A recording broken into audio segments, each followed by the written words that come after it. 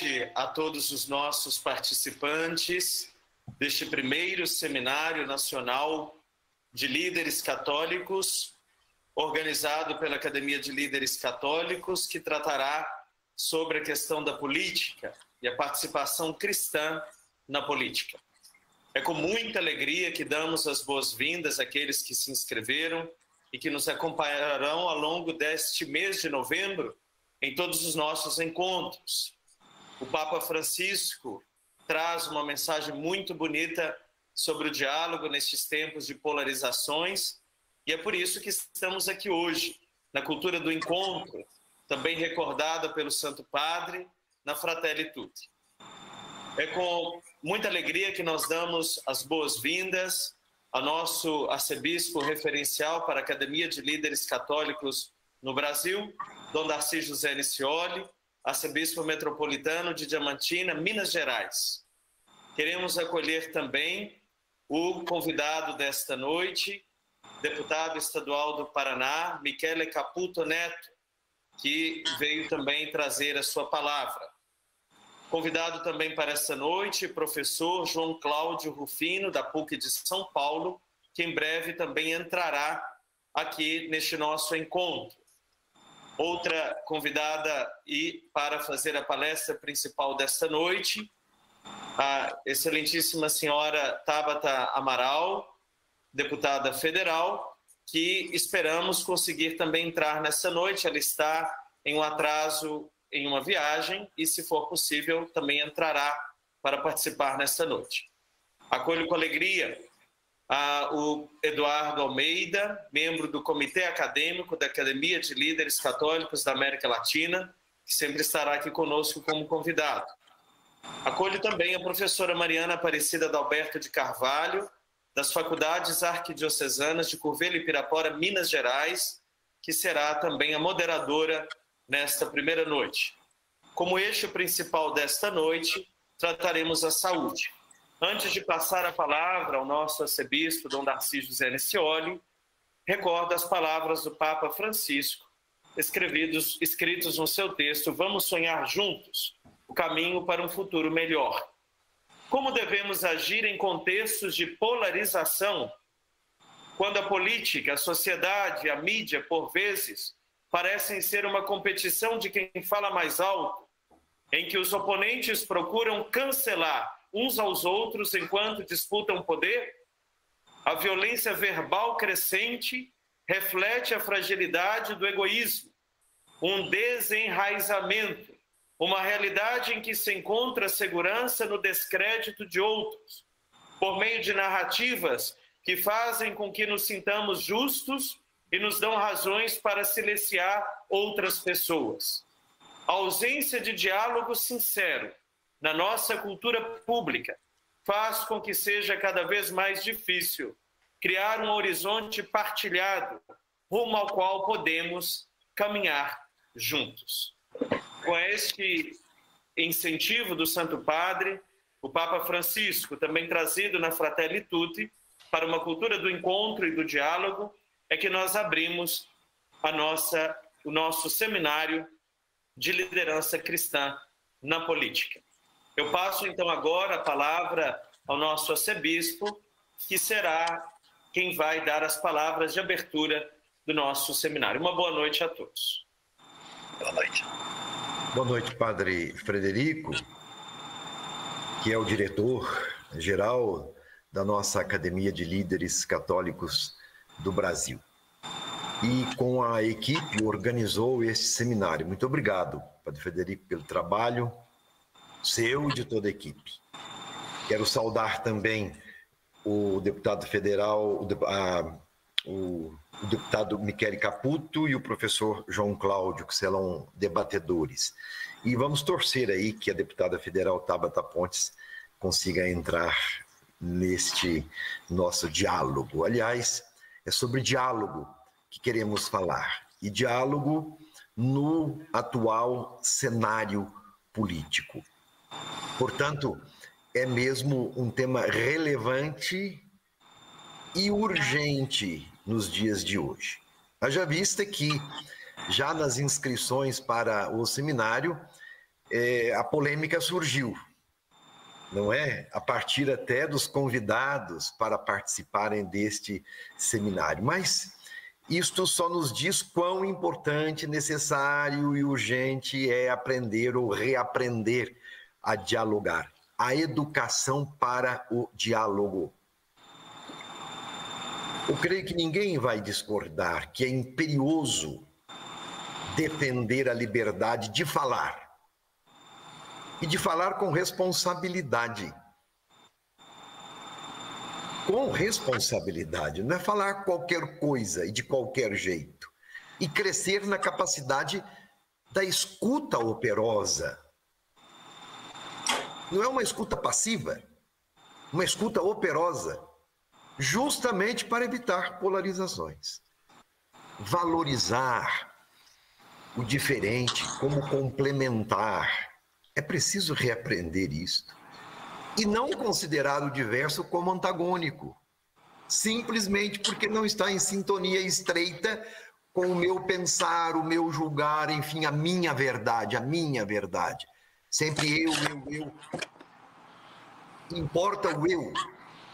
Aliás, este é um dos grandes desafios da humanidade, particularmente nestes tempos de crescente individualismo, romper o primado do eu e recuperar a grandeza da pessoa enquanto ser coletivo. Sim, valorizar o indivíduo como sujeito e protagonista da história, mas também redescobrir a pessoa enquanto ser coletivo, corresponsável na construção do bem comum. E parece que estamos nos esquecendo que somos seres essencialmente sociais. Dependemos de interação, de afeto. Quem não depende de carinho, de cuidados, de ouvir, de tocar, de sentir, de estar com o outro, enfim, de dialogar, para construir a própria personalidade. A consciência mesma da nossa individualidade adquirimos como membros de um grupo social. Porque a individualidade é determinada pelas relações entre o eu e o nós, o eu e os outros, entre o grupo interno, família, relacionamentos próximos, e o grupo externo, as relações sociais em geral. Então, quando dizemos da urgência e da imprescindibilidade da educação para o diálogo, na verdade falamos de vida. Da vida possível, saudável, enquanto pessoa e enquanto sociedade. Vida saudável. O tema hoje é saúde. Conforme programado, todo o nosso seminário, que vai transcorrer durante todo o mês de novembro, terá como texto referência para a nossa reflexão a carta encíclica Fratelli Tutti, sobre a fraternidade e a amizade social. Interessante esse termo, a amizade social, que é a doutrina social da Igreja do Papa Francisco. A amizade social é um bem comum a ser construído. E certamente não sem esforços sinceros de conversão, ou seja, às vezes de mudança de postura, de ordem pessoal e de ordem social.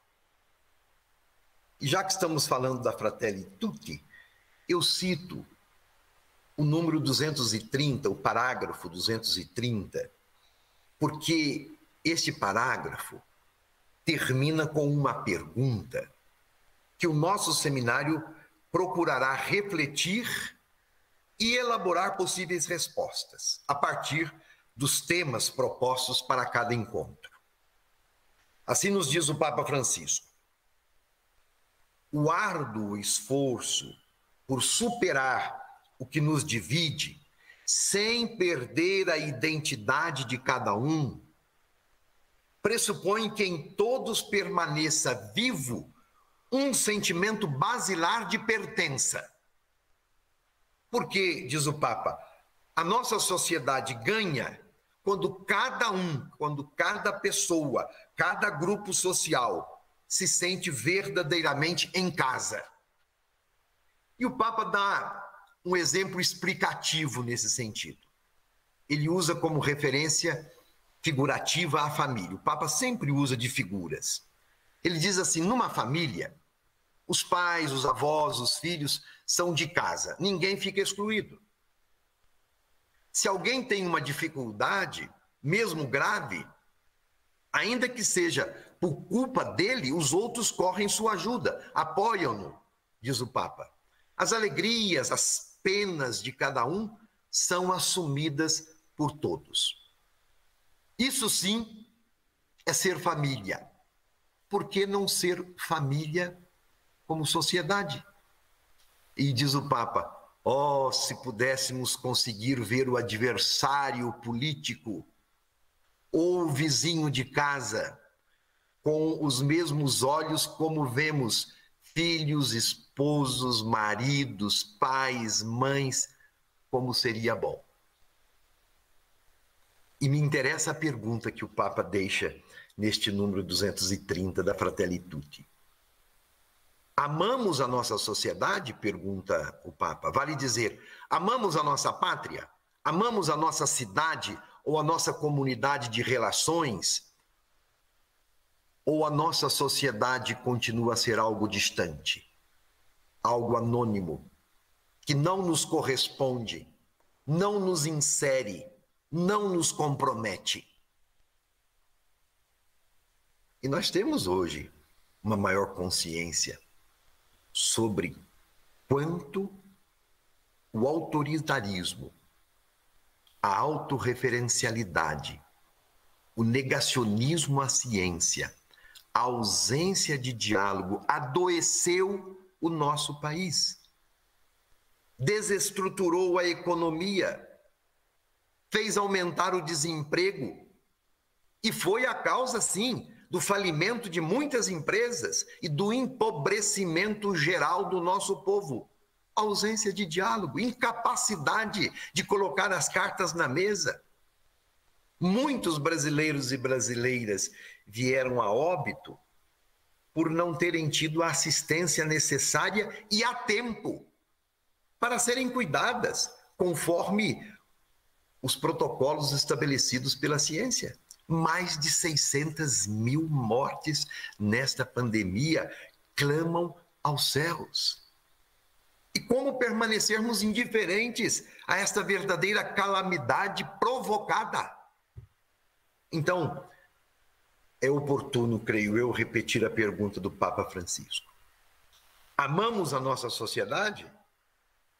Ou a realidade que nos circunda, o sofrimento do outro, a morte provocada do irmão, continua a ser algo distante, algo anônimo, que não nos corresponde, não nos insere, não nos compromete? Até numa perspectiva cristã, seria honesto? Eu diria, em chave teológica, isso seria pecaminoso. Daí a urgência de nos educarmos para o diálogo, que implica na escuta sincera e operosa, desarmada. Vamos exercitar isto aqui no nosso seminário, e também na liberdade de falar, expressar responsavelmente a própria opinião. Não é novidade para ninguém que nos dias de hoje flertamos com o perigo da polarização que serve a interesses autoritários e que manipula o povo, especialmente os analfabetos políticos, em função da manutenção do poder. A polarização em função da manutenção do poder, com as cores de uma ou de outra postura radical, viu? Que, creio eu, em última análise, até se complementam. Polarização. Entendamos bem essa questão. Quando é que ela se dá? A polarização se dá quando não somente existem visões de mundo e de opiniões diferentes e contrastantes, mas quando os que mantêm tais visões, tais posturas, se agrupam de tal maneira que a vida em comum fica comprometida. Porque o outro que pensa diferente é visto como inimigo ou, ao menos, altamente suspeitoso. Olha aí o perigo da coisa. E, por outro lado, e aí precisamos estar atentos em nosso seminário justamente para educar. Por outro lado, os participantes de um mesmo grupo se favorecem. E pagando um alto preço, o preço de perder a própria liberdade, porque se obrigam irracionalmente a estarem alinhados. É preciso descobrir esta trápula, esta armadilha da polarização. Quando eu perco a minha individualidade, não porque eu a expresso, porque eu fico preso dentro do meu círculo. É certo e saudável até que existam tendências e percepções diferentes, e todos nós sabemos disso. Porém, quando a priori se suspeita do outro, quando colocamos molduras para os ditos de direita ou de esquerda, progressistas ou reacionários, quando os argumentos não são objetivos, e sim, eles estão ancorados em emoções, simplesmente. Quando um grupo em bloco é estimado ou é antipatizado. Quando se frequenta somente grupos que são instintivamente simpáticos e sem a oportuna lucidez crítica. É neste ambiente que se dá o risco de uma polarização estúpida, desculpe a palavra, mas é estúpido mesmo. E, em definitivo, estéril, que apequena a vida e reforça os mecanismos geradores da morte. Eduquemo-nos para o diálogo. É este o intento do nosso seminário, simples assim.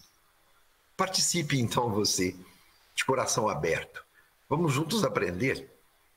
E somente assim rumaremos à superação de ideologias nefastas, contrárias à vida, contrárias à família e até a uma sexualidade sadia.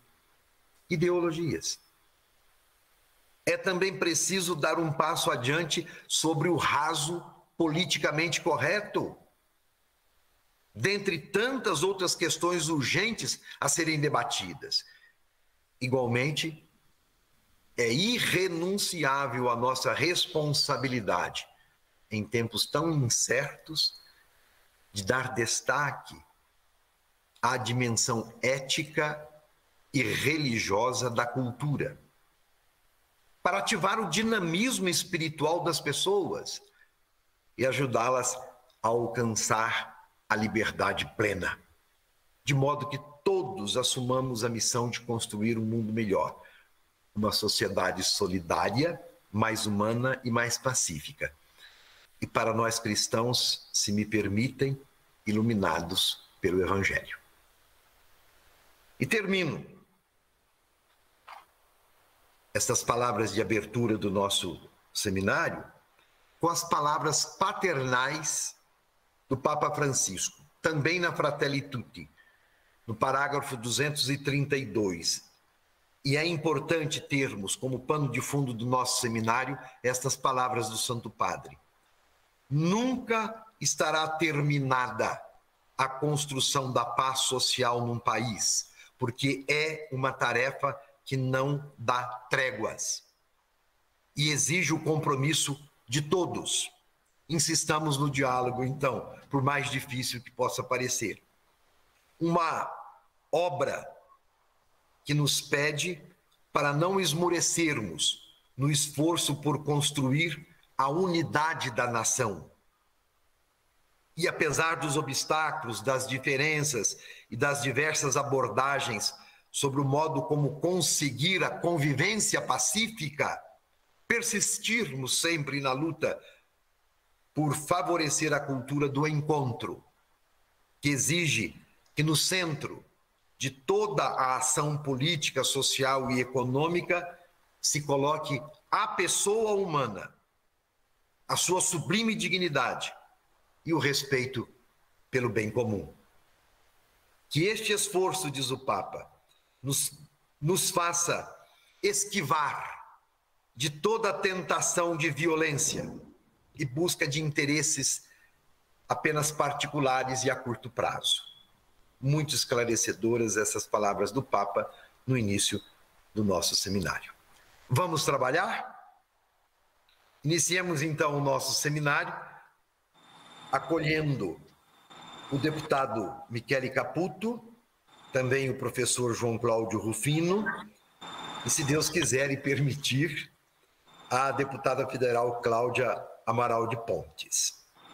Palavra com o senhor, Padre Frederico. Muito obrigado. Nós é que agradecemos, Dom Darcy, esta belíssima introdução que trouxe realmente o espírito, o objetivo dessa nossa iniciativa.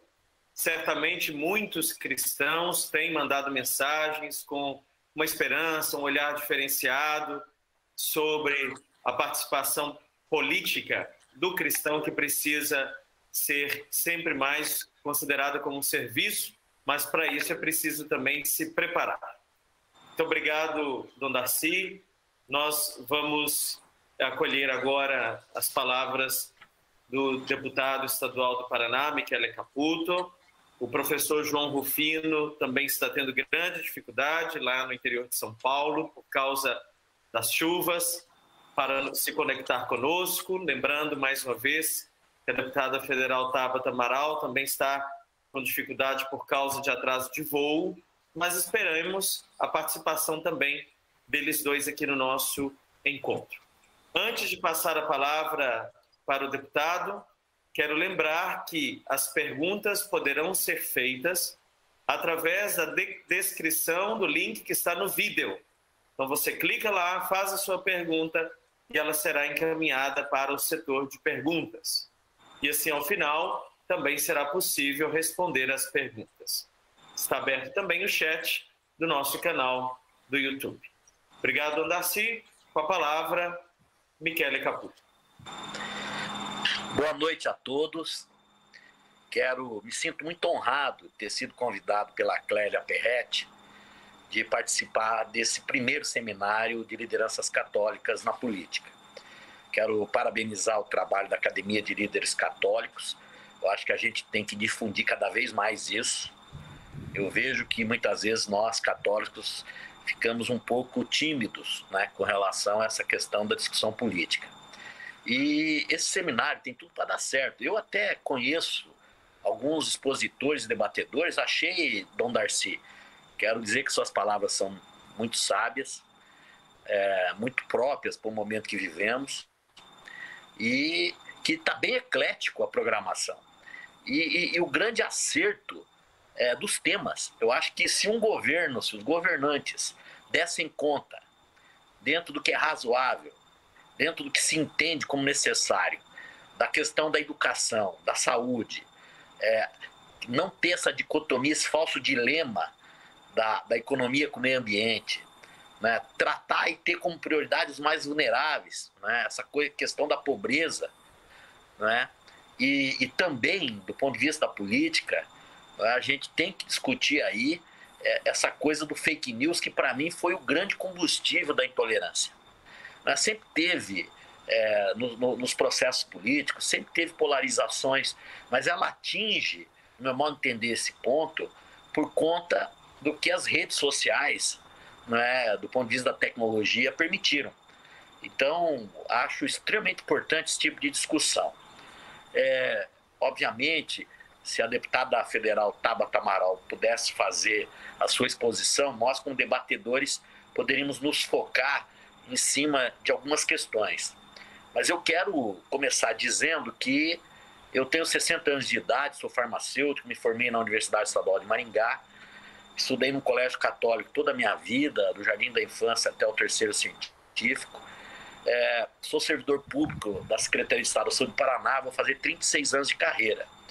E tive a oportunidade de trabalhar como secretário de Estado, como profissional no município de Curitiba. Também fui secretário de Estado da Saúde por mais de 7 anos. Fui presidente do Conselho Nacional de Secretários de Estado, CONAS, que também foi uma grande honra. E tive uma passagem no Ministério da Saúde. Isso me deu, e me confirmou algumas questões. Primeiro, que saúde ela não vai ser resolvida em si. Por mais competente e eficiente que seja uma gestão, você não resolve saúde só nos hospitais, na atenção básica, em tudo que está dentro do setor. Todas essas políticas que a gente colocou aqui, educação, meio ambiente, economia, tudo isso afeta e tem relação direta com a saúde. Então é importante esse conceito, porque senão nós vamos achar que só hospital resolve saúde, que mais posto de saúde resolve saúde, e a gente sabe da importância de emprego, de renda, a gente sabe da importância de desenvolvimento sustentável. A própria pandemia está dando um exemplo de que, ao não cuidar dessa relação com o meio ambiente, a gente vira essa vítima. Eu estava conversando em off com o Dom Darcy, e a onda verde do café que trouxe os mineiros para o Paraná, aqui para a minha região, ela também trouxe a doença de Chagas, a endemia chagásica, o triatoma infesta, porque a forma como você ocupa o espaço agrário, ele também impacta na saúde. Então, esses conceitos são importantes. E foi citado aí, muito sabiamente, por Dom Darcy. Quero também parabenizar novamente o padre Frederico, tão jovem, já assim tão determinado, e com essa responsabilidade de tocar essa questão da academia de nós católicos, nesse processo político importante. Eu também queria citar algumas questões que eu sempre coloco aí nos meus debates, que o Papa Francisco colocou, se eu não me engano, numa homilia em 2013. Ele diz que o bom católico deve se empenhar na política, que a política ela serve ao bem comum, e ele também aborda algumas características que os governantes têm que ter, principalmente essa capacidade de ouvir, que está ligado diretamente à questão da tolerância, essa questão da humildade e essa questão de amar o povo, esse compromisso com o bem comum. E essas palavras que tem que nos mover. Quando a gente pensa em saúde, a gente tem que lembrar que nesses últimos, pelo menos, nesses quase 40 anos que eu tenho de luta aí no movimento, que quando mais se precisou de governo, quando mais se precisou de bons exemplos dos nossos governantes, não só aqui no Brasil, nos estados, nos municípios, no mundo inteiro, do ponto de vista da saúde, foi agora com a questão da pandemia. E, lamentavelmente, essa não é uma questão de polarizar politicamente, porque eu não falo no CPF da pessoa, mas, lamentavelmente, o nosso país não deu os bons exemplos, não fez uma gestão que se esperava da pandemia do Covid-19. Por coisas que já foram citadas e que são sabidas, da questão do negacionismo, da questão de não dar esse problema de que quando uma epidemia tem caráter pandêmico, por si só, ela já é um problema extremamente sério e de caráter mundial. Quando a gente vê que determinadas medidas, com respiradores, com a medicação do kit intubação, com oxigênio, gente, morreu gente nesse país por falta de oxigênio. Uma série de questões, que são questões, inclusive, de soberania nacional, que são questões que precisam... A questão da vacina, essa questão da vacina, a questão de querer sempre contrapor a economia para cima da saúde. Tudo isso criou, e com certeza absoluta, nós teríamos evitado milhares de mortes se essa gestão tivesse seguido a ciência, se ela tivesse dado ao SUS e aos trabalhadores do SUS e aos gestores do SUS desse país as condições e os instrumentos necessários, principalmente a questão da vacina, principalmente não apostando numa solução milagrosa que ninguém no mundo desenvolvido adotou, que é essa questão do tratamento precoce. Eu, aqui no Paraná, eu fui eleito pelo Movimento da Saúde. É a primeira vez que eu sou deputado. Eu tenho toda uma carreira dentro da gestão, dentro do executivo. E eu, dia 13 de fevereiro de 2020, Padre Frederico, eu fiz a primeira audiência pública para discutir o Covid. O melhor que alguns colegas deputados que gostam de dizer que parlamento é parlare, falar, eu acho que eles também deveriam ouvir, né? Ouvir mais, né? Isso é importante para errar menos, né? Para aceitar ideias, colocações, opiniões. Eu fiz a primeira audiência pública para discutir o Covid 13 de fevereiro de 2020, né? E aí me disseram, o melhor que eu vi, que eu era pessimista. Alguns alarmistas e alguns 2 ou 3 até me acharam demagogo, coisa que nunca fui na minha vida. Sempre procurei evitar isso. Até porque na política, a gente não tem inimigo. Na política você tem determinados momentos, porque isso faz parte da democracia ocidental, e a democracia, nem sempre a gente elege os melhores, mas ela te permite você mudar pelo voto, Você permite você mudar. Isso não acontece numa monarquia, isso não acontece numa tirania, isso não acontece em nenhum regime totalitário, seja ele de esquerda ou de direita. Então, a gente sentiu depois a necessidade de criar uma frente parlamentar que eu propus em maio de 2020, que já fez 21 sessões. E aí, em cima de tudo isso que está sendo dito, nós debatemos tanto o impacto sanitário, quanto o impacto social, quanto o impacto econômico. Trouxemos discussões, estive no Butantan dia 28 de novembro, estive dia 29 de novembro na Pfizer, estive visitando laboratórios que produzem antígeno, o PCR, trouxemos setores econômicos que foram fechados, microempresas, pequenas empresas, porque assim, uma quantidade enorme de brasileiros, de empresários, de microempresários, de trabalhadores, perderam empregos, perderam suas empresas. Agora, não vamos também a gente ser ingênuo, muita gente ganhou dinheiro com a pandemia e ainda ganha. Quando aumentaram absurdamente aqueles medicamentos que eram mais estratégicos para quem estava morrendo no leito de UTI, quando esconderam e supervalorizaram e distorceram a questão de equipamentos, quando não fizeram a boa providência. E tudo isso mostra a importância de você estar envolvido dentro de um processo político.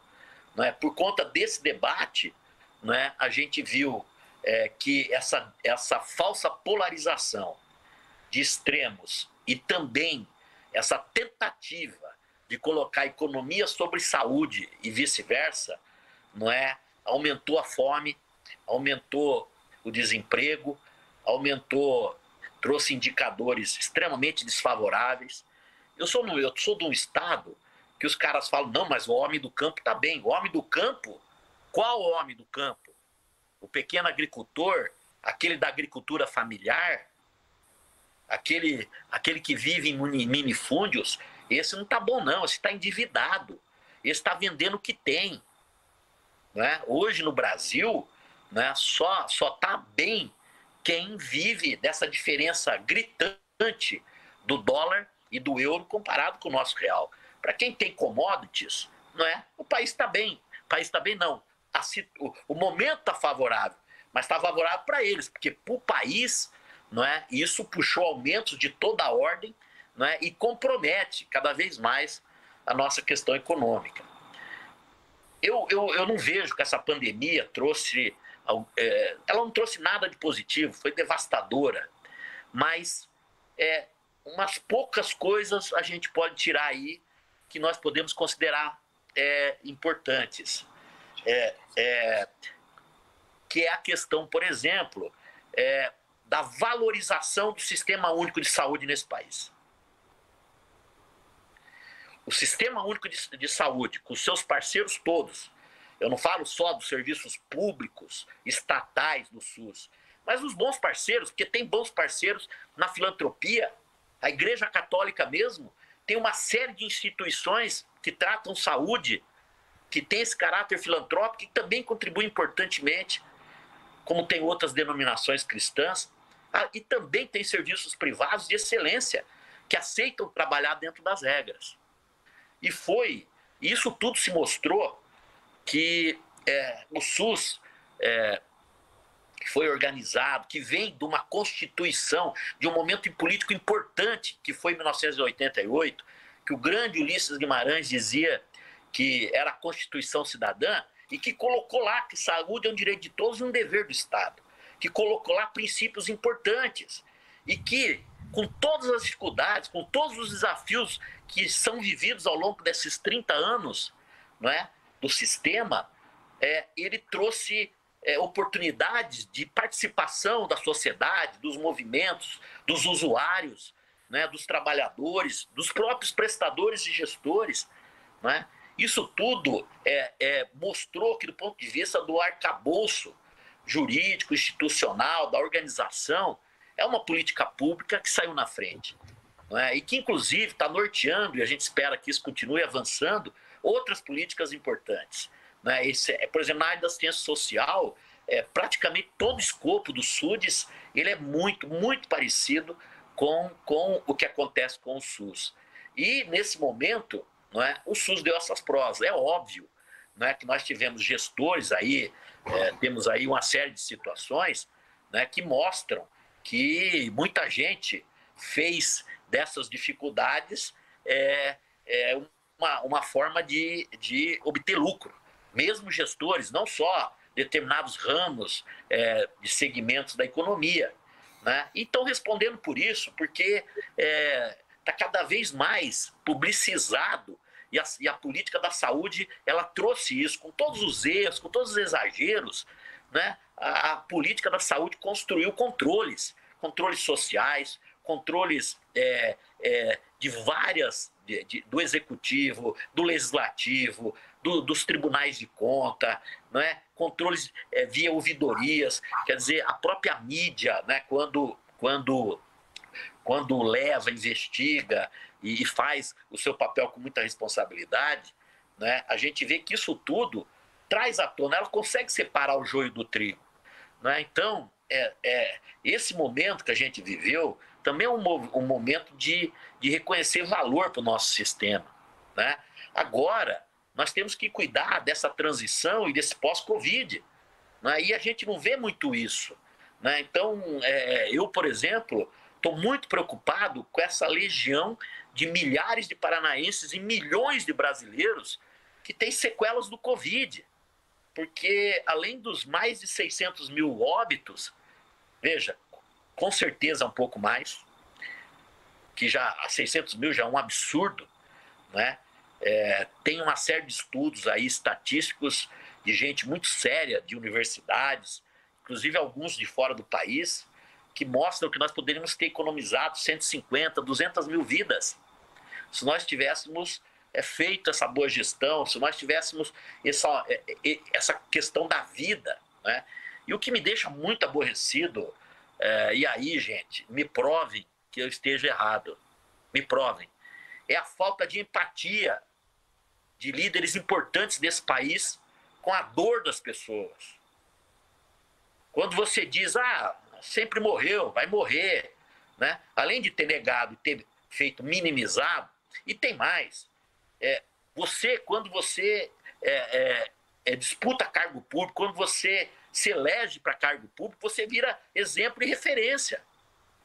Então, quando se espera comportamentos de bom cidadão, comportamentos adequados a esse grande problema que o mundo enfrenta, que nós enfrentamos ainda, que é a pandemia, né, a gente vê que faltou esse exemplo, que faltou sentimento cristão, que faltou amor ao próximo, que faltou o entendimento do bem comum, não é? E por cima desse processo todo, vem essa polarização que só nos leva a riscos com relação à nossa democracia, e aí não é um entendimento meu, basta ver o que aconteceu 7 de setembro.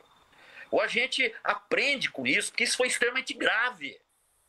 Foi extremamente grave. Então, a democracia, mesmo com todas as suas fragilidades, ela ainda é melhor do que qualquer tipo de regime de governo, principalmente daqueles totalitários, seja ele de esquerda ou de direita. Eu costumo dizer nas minhas palestras, qual é a diferença de Hitler e de Stalin? Qual a diferença?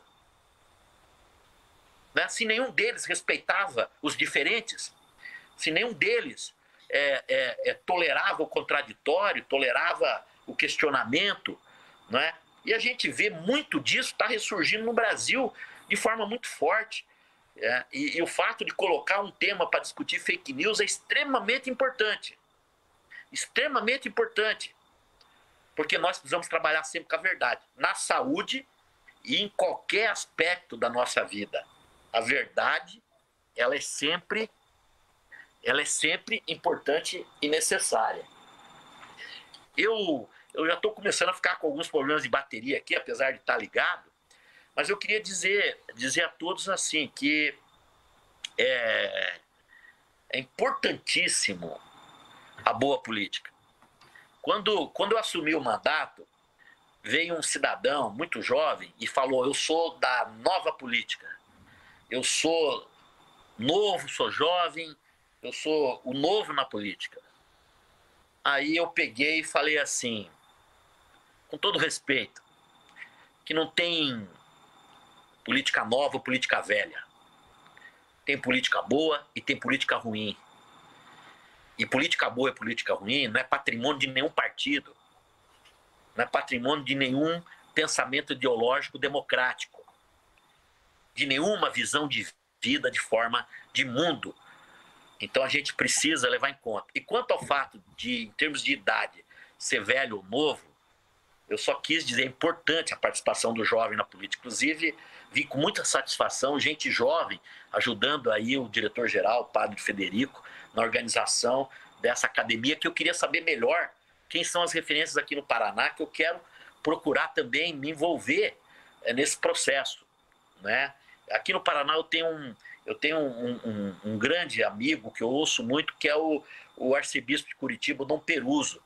O Dom Peruso era coordenador da CNBB para a saúde do idoso, e ao ouvir o Dom Peruso, a irmã Terezinha, a gente desenvolveu uma política, quando eu fui secretário de Estado, colocando o recurso da pastoral da pessoa idosa, que iniciou um trabalho de identificar os frágeis e os vulneráveis.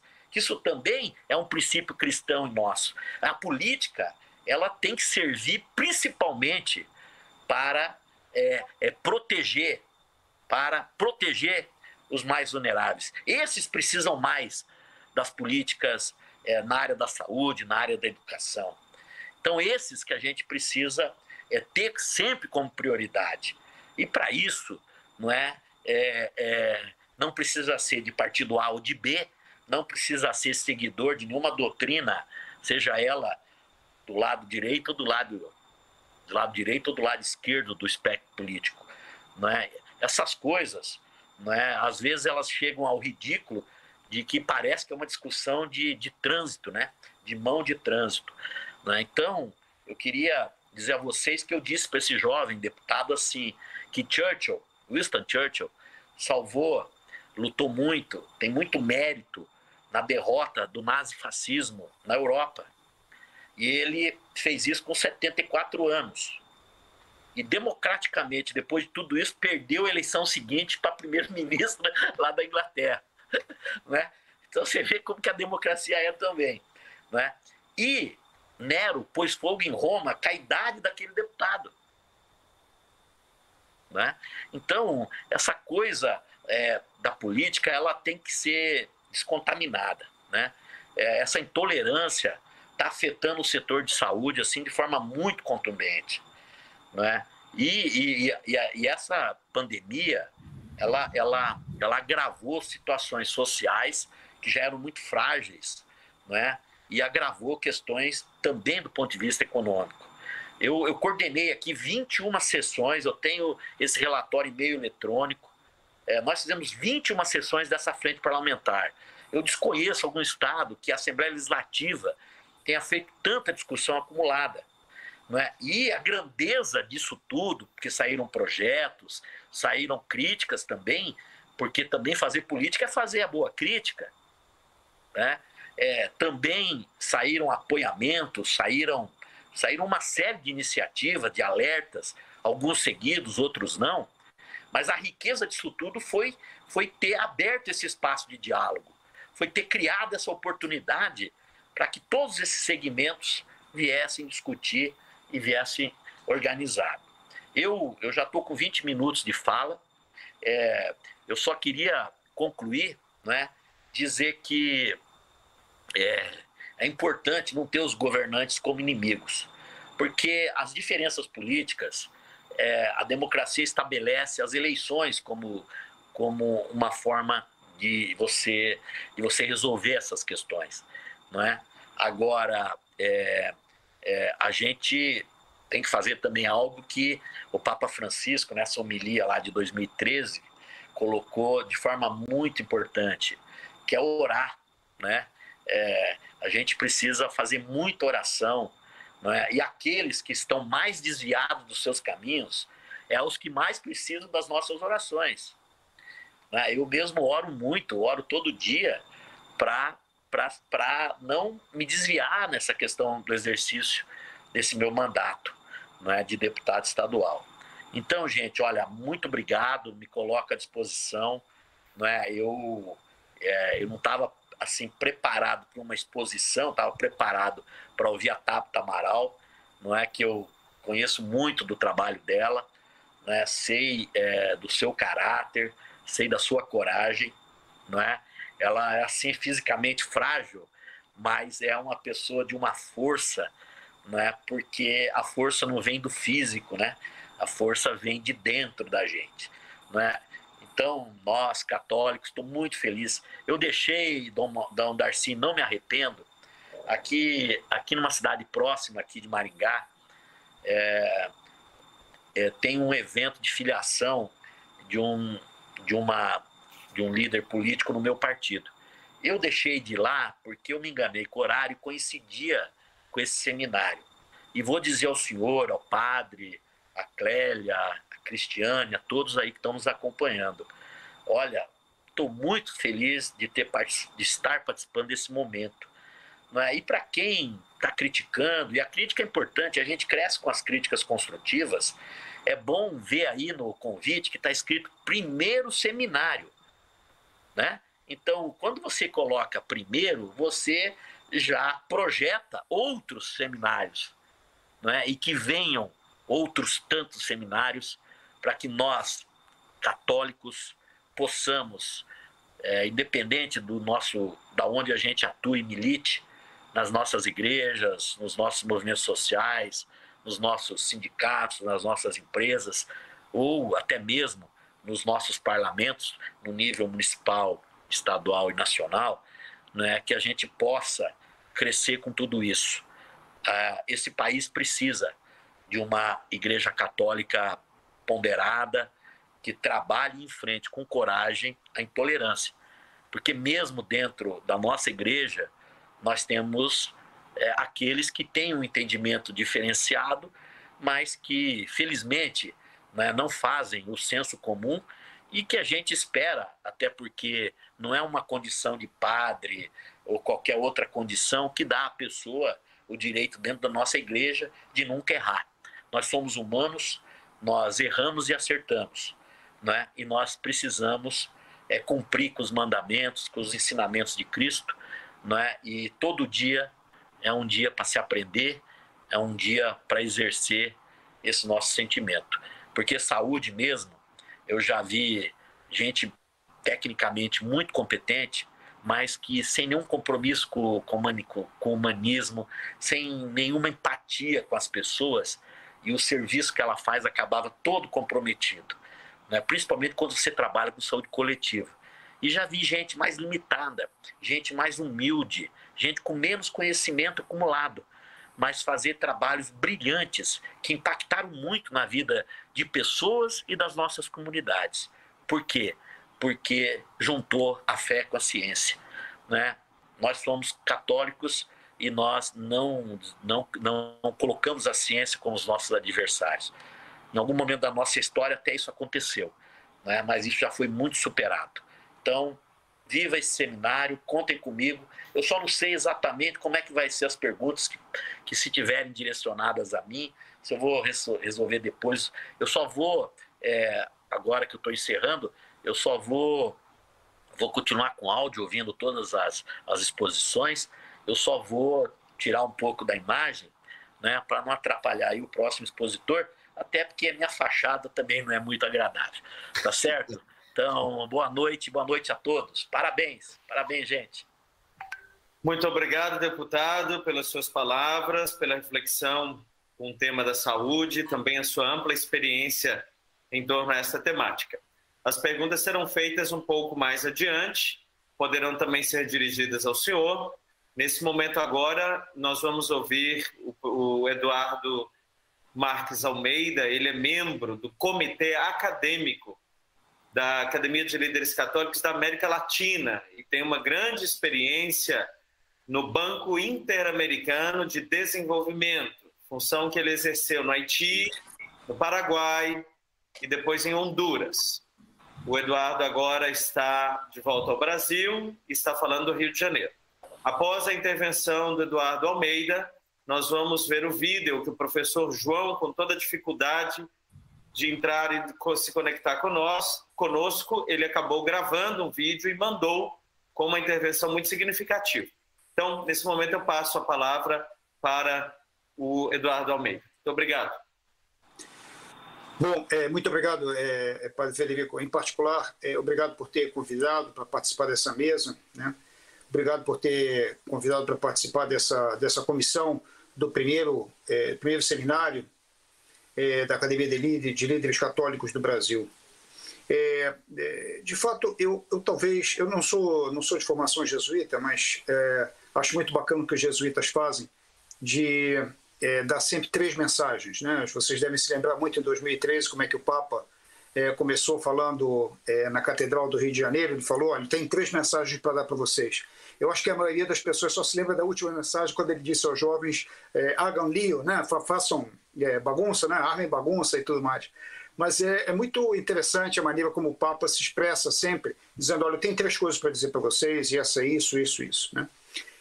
E talvez, como início desse seminário, que eu achei muito bacana, que o deputado Michele Caputo falou agora mesmo, de que é apenas um começo, né? Não pode ser, esse seminário não pode ser visto como uma foto, mas deve ser visto como um filme, né? Que a gente vai construir junto na Academia de Líderes Católicos no Brasil nos próximos anos, né? Portanto, o seminário é uma introdução a esse esforço enorme que todos estamos fazendo como conjunto para desenvolver a liderança católica no Brasil.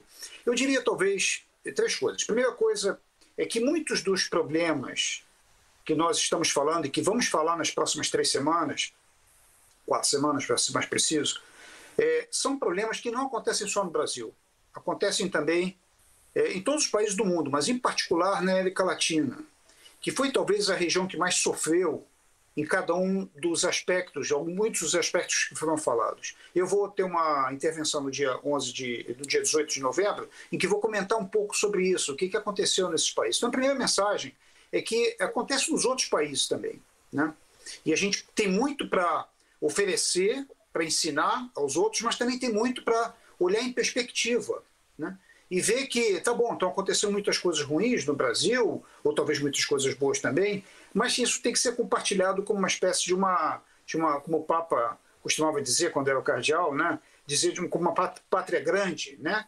Que é a América Latina. Isso é a primeira coisa. A segunda mensagem é que a gente tem que também trazer para todos nós uma mensagem de esperança, né? A pandemia, de fato, trouxe muitos problemas para cada um de nós, como pessoas, como indivíduos, como comunidade, como Estado, como país. No entanto, talvez ela sirva para nós como uma oportunidade de purificação, né? De purificação da nossa maneira de ver a vida, né? Quando a gente fala sobre purificação, a gente tem que falar que purificação é como se a gente voltasse à nossa essência, né? O ouro puro é aquele que é um ouro que não tem impureza, portanto, é um ouro que está na sua essência de metal, né? De metal puro. E é isso que talvez, uma das poucas coisas boas dessa pandemia, é de fazer com que a gente reflita e vá lá dentro da gente, né? E veja qual é a nossa essência de que todos nós somos, na verdade, o templo do Espírito Santo. Então, o que isso significa para nós, do ponto de vista de todo esse sofrimento que o país teve, que o mundo teve, que nós tivemos? O que isso pode significar para o futuro? Eu queria comentar que a encíclica Fratelli Tutti, né, ela tem 8 capítulos, né? E o Papa, só no primeiro capítulo, ele fala sobre o diagnóstico. Ele é um pouco negativo, realmente, em relação ao mundo. Mas ele passa 7 capítulos dando soluções. Ele fala 7 capítulos sobre uma visão de esperança, uma visão do que a gente pode construir para o futuro. E eu acho que deveria ser um pouco o resultado desse primeiro seminário nosso. Está bem, temos muitos problemas, os países têm muitos problemas. Todos nós temos, tanto do governo, o setor privado, a igreja, a sociedade civil, todos nós temos problemas. Mas a gente tem que olhar com um olhar de esperança, de construção, de reconstrução, de voltar para dentro de nós mesmos. E através da reconstrução de nós mesmos, do nosso interior, da nossa purificação, a gente pode trazer esperança para fora, a gente pode trazer esperança para as pessoas que convivem conosco. Nesse aspecto, eu queria voltar a um ponto que o Dom Darcy estava falando, e confesso que eu tive uma honra de, essa tarde, fazer uma tradução de um texto do Dom Darcy de português para portunhol, e ele fala nesse texto uma coisa muito bonita, que ele fala que a gente tem que tratar de política com P maiúsculo, né? E o Michele falou isso também, agora mesmo. E no fundo, política com P maiúsculo significa a gente trazer para o meio da política partidária aquilo que é a política pública. Nós temos que concentrar aquilo que a gente sabe, a nossa competência, não a nossa capacidade, não tanto nas pessoas, como o Dom Darcy falou agora há pouco, não tanto nas pessoas, se elas são de A ou de B, de esquerda ou de direita, mas o conteúdo daquilo que elas podem trazer. E a política com P maiúsculo é uma política de política pública. Da gente poder dizer de tudo que a gente aprendeu na pandemia, o que a gente pode tirar de lição para a saúde, como o Michele estava falando agora mesmo? O que a gente pode estar trazendo para a educação daqui para frente? O que a gente pode estar trazendo como questões de redução de pobreza, né, como foi falado anteriormente? Então, esse é o segundo ponto, que é essa construção da esperança através de uma concentração do conteúdo daquilo que a gente pode construir para o país. E o terceiro aspecto, não menos importante, talvez uma consequência dos outros dois, é que no final nós todos somos líderes católicos, né? A gente não pode esquecer isso, né? O nosso seminário e todo o nosso esforço da Academia de Líderes Católicos do Brasil tem que ser colocado no contexto de sermos católicos. Então, a gente vai ter muita oportunidade nas próximas 3 sessões, e já tivemos hoje também, de olhar que a própria Igreja nos oferece uma série de soluções, nos oferece uma série de ideias, de inovação, tanto pela doutrina social da Igreja, quanto por uma série de outros documentos, uma série de outros ensinamentos que a Igreja nos traz.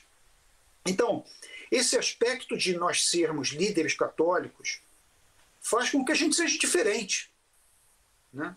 E eu espero que esse seminário, durante o mês de novembro, a gente possa tirar esse ensinamento, essa lição para todos nós que estamos na mesa e que estamos assistindo, e que vamos aprender também com as perguntas que vocês vão fazer. Que a gente possa tirar esse ensinamento. No final do mês, a gente possa dizer, ok, eu como católico, como líder da minha pastoral, como líder da minha comunidade, eu, por exemplo, faço parte dos Vicentinos, né, da Sociedade de São Vicente de Paulo. O que eu posso trazer como líder para trazer justamente essa mensagem de esperança, conhecendo todos os desafios e todos os problemas que o país tem, que os outros países têm, e que a gente vai ter oportunidade de discutir. Então, esse contexto católico, esse contexto de que a Igreja, com toda a sua história, né, de que já passou em toda a sua história por desafios muito parecidos com o que nós estamos passando hoje. A Igreja passou no seu caminho de 2000 anos com casos, com problemas, com desafios talvez muito mais sérios do que a gente está passando hoje. Então, o que a Igreja pode nos oferecer, tanto do ponto de vista do ensinamento, quanto, em particular, do ponto de vista da espiritualidade? E aí voltamos ao tema da purificação. Então, eu espero que a gente possa olhar esses 3 aspectos nos próximos dias, no próximo mês, e que realmente a gente possa construir uma base para a Academia de Líderes Católicos do Brasil e fazer com que o Brasil seja o que ele sempre foi, né? O Brasil sempre foi um modelo para tudo, né? Para tudo, na América Latina. Sempre foi, né? Sempre foi com seus líderes da Igreja, sempre teve liderança em uma série de setores econômicos, enfim, de líderes políticos, e que a gente possa, então, fazer com que o próprio Brasil seja também, ele mesmo, um país, um líder dentro da Academia de Líderes Católicos de toda a América Latina, e que a gente possa levar essa mensagem também aos outros países, né? E dizer, não, aqui no país, aqui no Brasil, nós conseguimos fazer um modelo onde os líderes católicos podem fazer diferença, os líderes católicos podem trazer esperança, e os líderes católicos podem pensar nessa pátria grande, nessa grande organização que é a América Latina, né? E que, portanto, cada um de nós, como pessoa, como instituição ou como governo, pode ajudar a construir um mundo melhor, no final das contas. Porque a gente já está saindo, graças a Deus, da pandemia, então agora a gente tem que pensar no depois, né? O deputado falou muito bem sobre isso. A gente agora tem que pensar no depois. Já estamos passando, se Deus quiser não vai ser nova onda, não vai ter nova onda, e vamos então pensar no futuro, vamos pensar na construção de nós mesmos e do mundo diferente, do nosso país diferente daqui para frente. Então essa é um pouco a mensagem que seria importante, eu acho, a gente compartilhar durante as próximas 4 semanas. Muitíssimo obrigado, Eduardo, pela sua sempre muito preciosa contribuição, pela experiência e também pelo seu conhecimento de doutrina social da Igreja. O Eduardo vai sempre nos acompanhar como membro convidado, uma vez que ele é membro do comitê acadêmico. Eu vou passar então agora a palavra para a professora Mariana Adalberto, que vai começar a colocar algumas perguntas que os nossos participantes começam a fazer. Obrigado. Boa noite a todos. Primeiramente, agradecer a presença. O vídeo ainda está o áudio está um pouco baixo, professora. Boa noite a todos. Primeiramente, agradecer a presença e a oportunidade de estar aqui, né, debatendo temas tão interessantes nesse primeiro dia. Agradecer a oportunidade também do Eduardo, do deputado Michele, Dom Darcy, obrigada. Algumas perguntas aqui. Pessoal, vários comentários agradecendo a oportunidade, as palavras de todos, e direcionar 2 perguntas, que foi uma da aluna Larissa, aqui de Curvelo, e uma da Rita Márcia, de Uberaba, Minas Gerais. A pergunta da Larissa, ela está voltada mais para a questão da educação. Ela pergunta sobre a educação no atual cenário em que vivemos e que está atualmente conflituosa. Quais seriam as medidas certas para que tudo volte à normalização? Essa é a pergunta da Larissa. E a pergunta da Rita é mais voltada com uma questão que ela verificou no Chile e países latino-americanos. Ela relata que em março de 2016 começou a pesquisar sobre o que estava acontecendo no Brasil e percebeu que era algo de um teor geopolítico. Então, ela investigou em vários países latino-americanos, inclusive na Europa, e o que chamou a atenção dela foi a situação do Chile. E ela verificou que estava num estágio avançado, em que iniciava ali um problema, um desmonte no sistema de saúde. E ela considerou que esse indicador era muito assustador e que poderia se agravar aqui no Brasil, por ser uma questão geopolítica. Qual que é ela pergunta, qual é o parecer dos debatedores a esse respeito? E em seguida eu passo mais perguntas para os senhores. Obrigada.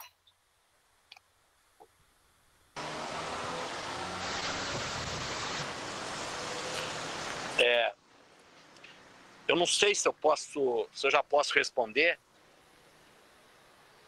Vocês estão me ouvindo bem? Perfeitamente. Pode ficar com a palavra. Obrigada. Vocês já viram que eu estou do lado de fora do hotel, mas estou acompanhando. Quero agradecer aí e parabenizar também o Eduardo. Veja, a educação ela teve um nível de comprometimento. Não é? O fato de você necessariamente ter evitado a aglomeração, inclusive nas escolas, e nem todos os governos conseguiram organizar o estudo à distância, e mesmo com o valor que o estudo à distância pode ter em algum momento, e tem, né, ele não resolve, ele não vai dar conta, né, do que a questão presencial faria. Então você já tem esse gap aí, né? Mas isso passou. Eu acho que o momento na educação é de retomada também, como é o momento da economia. Eu acho que o critério serve para qualquer segmento. Qual é o critério? O critério é você retomar as atividades acompanhando as taxas de vacinação, acompanhando a questão do nível de contágio, acompanhando, levando em consideração sempre a taxa de ocupação, tanto de UTIs como hospitalares. E hoje, todos esses indicadores, melhores ou piores em algum município, em algum estado, mesmo também nós achando que isso já poderia, e com certeza já poderia a gente ter conquistado isso antes, e portanto ter retomado próximo da normalidade antes também. Com relação ao Chile, eu vejo que desmonte de um sistema, ele depende muito da condição política de cada governo, né, e das opções que o povo faz, tá? Eu vejo que o nosso SUS, ele padece e ele sofre também da intervenção política, mas ele está bem sólido, né? Ele está bem sólido, né? Ele deu demonstrações, eu acho até que nós nos fortalecemos, né? Agora, esse é um processo que vai precisar do financeiro, que vai precisar de bons governos, que vai precisar da retomada da saúde como prioridade e não ser colocada subalterna à questão econômica. Como eu disse, para mim é um falso dilema, economia e saúde, né? E o Chile, por outro lado, se nós formos ver, em determinados momentos da pandemia, ele deu respostas, pelo menos com relação à vacina e à vacinação, né, melhores do que o Brasil deu, né? Melhores que o Brasil deu. Então, eu vejo assim que o Eduardo colocou bem, às vezes, quando você pega um país que é muito referência, e até porque nós somos um país continente, como o Brasil, aqui na América do Sul, os bons e os maus exemplos impactam, né? E a gente também é impactado.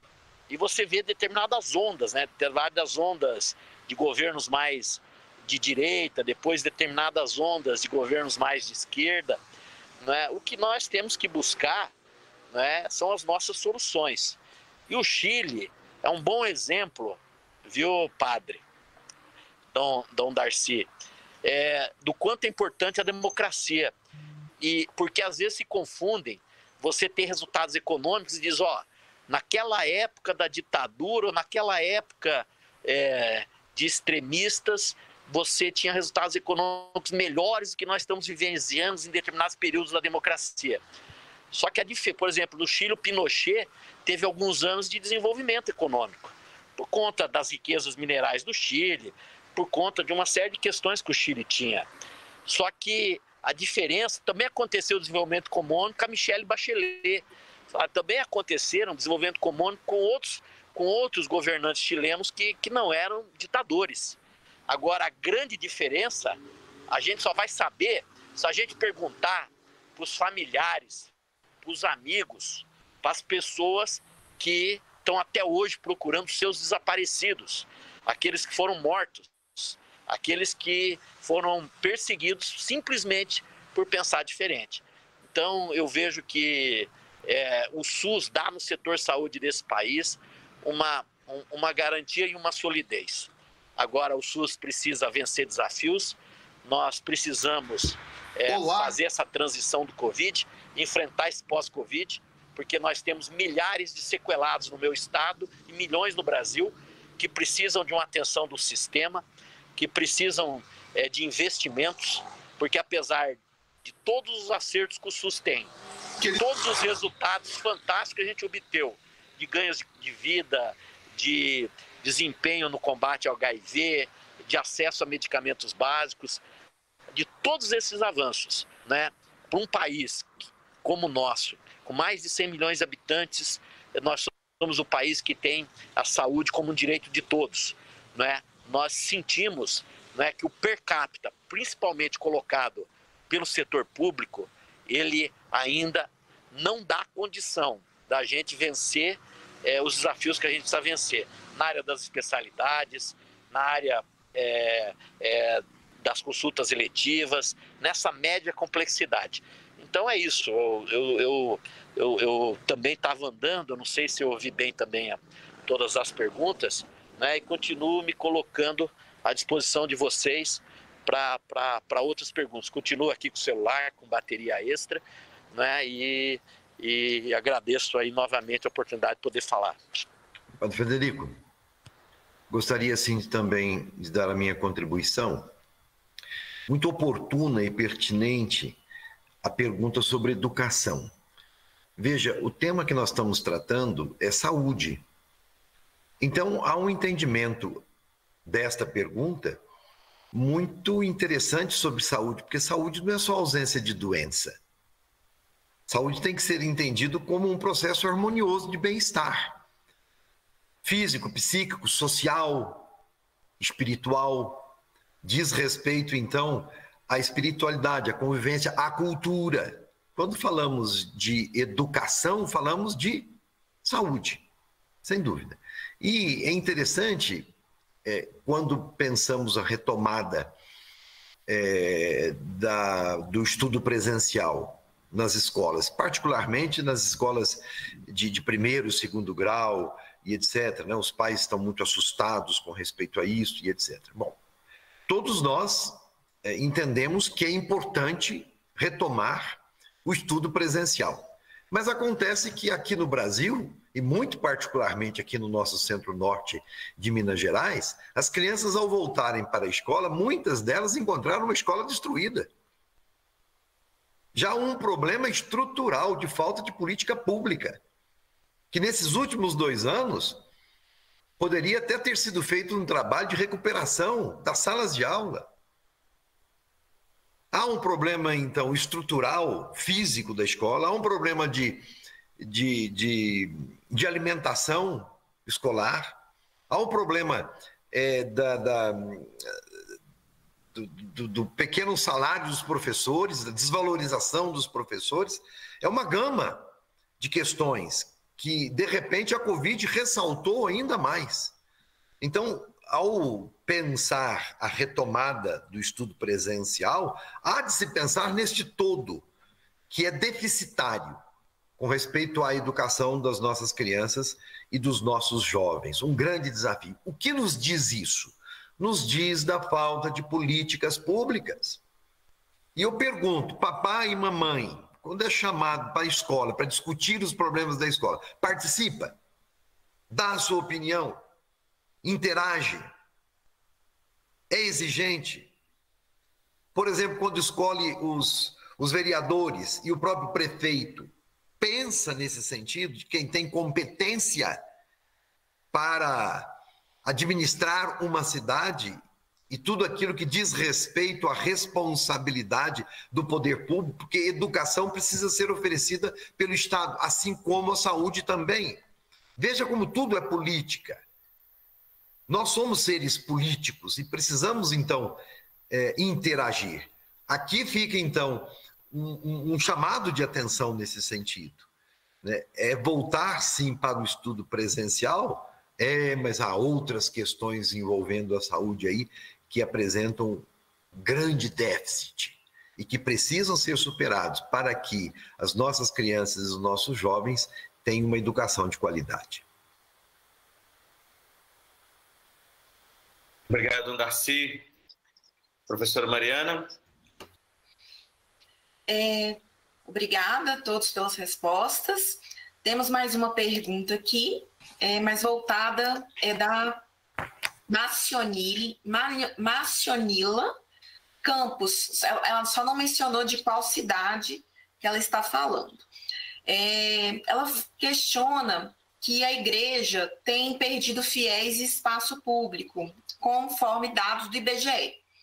E ela coloca que os debates políticos têm aumentado com questões, com palavras de líderes autoritários e que não estão dentro da doutrina social da igreja.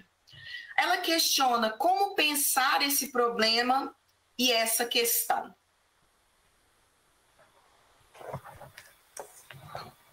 Eu creio que também posso colaborar um pouco nesse sentido. Claro, dona Darcy. Nós estamos, como igreja, muito falhos na catequese. O que é ser cristão? O que é ser cristão católico? E acabamos desenvolvendo uma religiosidade muito intimista, muito voltada para dentro. E que não compromete. Esse tipo de religião não é a religião de nosso Senhor Jesus Cristo. E nem da igreja que ele fundou. Não pode ser. Porque ninguém diz a verdade quando diz que ama a Deus que não vê, se não ama o seu irmão que vê. Papa Emérito, Papa Bento XVI, ele chegou a afirmar que a igreja, no futuro, poderá ser uma célula, simplesmente. Mas de pessoas comprometidas. Não simplesmente daquelas que têm a religião como herança dos pais, como um fator cultural, mas como opção de vida. Eu faço aqui uma chave histórica. Lá no início, nos primórdios do cristianismo, ser cristão empenhava a vida, viu? Se alguém se professava cristão, o imperador, que era tido como Deus, perseguia e matava. São muitos os mártires cristãos dos primeiros séculos. Quando o cristianismo se torna uma religião de Estado, porque o imperador assim determinou, o número de cristãos aumentou, mas a qualidade da fé diminuiu. Será que não estamos vivendo um pouco isto? Então, não me assusta o fato de cristãos, o número de católicos estar diminuindo. Isso não me assusta, é provocativo, sim, porque Jesus Cristo pediu que nós evangelizássemos o mundo inteiro, a todos levar a semente do evangelho, e nós precisamos fazê-lo, não é? Porém, creio mais em uma igreja testemunhal, verdadeira, comprometida, do que uma igreja que mais se identifica com a sociedade. Um grupo muito grande, mas sem o sabor do evangelho. Então, é nesse sentido que eu creio que nós devamos pensar. É sobre a coerência da nossa fé, não sobre o número de cristãos católicos.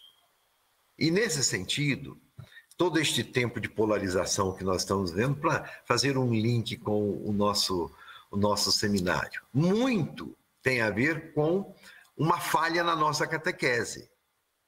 Aqueles que se identificam como cristãos, defendendo a igreja e etc., será que, de fato, estão comprometidos segundo aquilo que Jesus Cristo quer? O seu evangelho prega? Então, fica aqui este questionamento para nós mesmos, nós que somos ministros ordenados. Precisamos intensificar a iniciação à vida cristã. para dar mais base de vivência.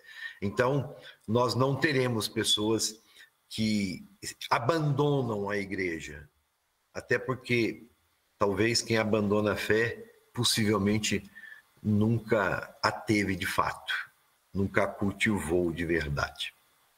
Era só uma verniz de cristianismo e de catolicismo, que ao menor questionamento não se sustenta, não é?